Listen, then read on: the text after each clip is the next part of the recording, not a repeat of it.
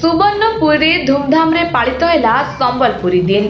गतकाली रही गुरु श्री सत्यनारायण बहिदार जन्मदिन अर्थात संबलपुरी दिन। विशिष्ट कवि लेखक तथा भाषाविद संबलपुरी भाषा को परिचय देते। तांकर जन्मदिन को सारा पश्चिम ओडिशा रे संबलपुरी दिन भाव में पालन करा जाए। एही अवसर में सोनपुर सहर स्थित ब्लॉक छक निकटरे संबलपुरी दिन आडंबर सहकारे पालित हो जाइछि। पश्चिमांचल एकता मंच तरफ आयोजित यह कार्यक्रम में मुख्य अतिथि भाव में सुवर्णपुर जिलार आरक्षी अधीक्षक नारायण नायक जोग देथिले। सम्मानित अतिथि भाव में अतिरिक्त जिलापाल अंजुलिना प्रधान और अन्य माने उपस्थित थिले। सभा प्रारंभ में गुरु श्री सत्यनारायण बहिदार फोटोचित्र रे अतिथि माने पुष्पमाल्य अर्पण करथिले। एहा परे सभा कार्य आरंभ करा जायथिला।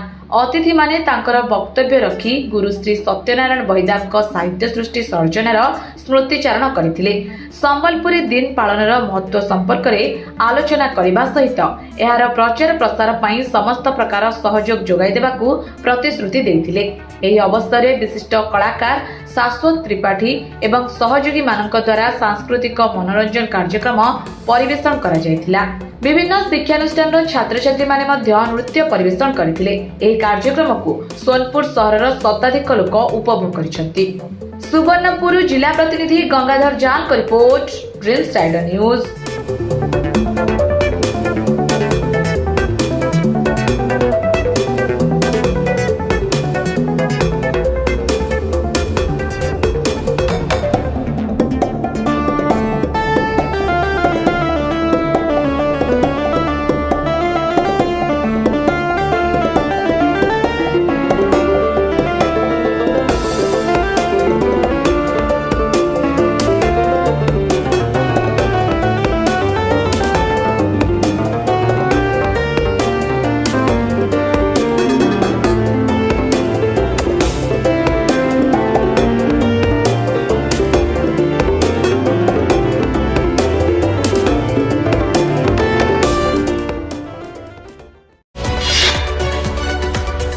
आम सह प्रतिदिन जोड़ी होई रहिबा पई आम चैनल को लाइक शेयर सब्सक्राइब एवं फॉलो करंतु।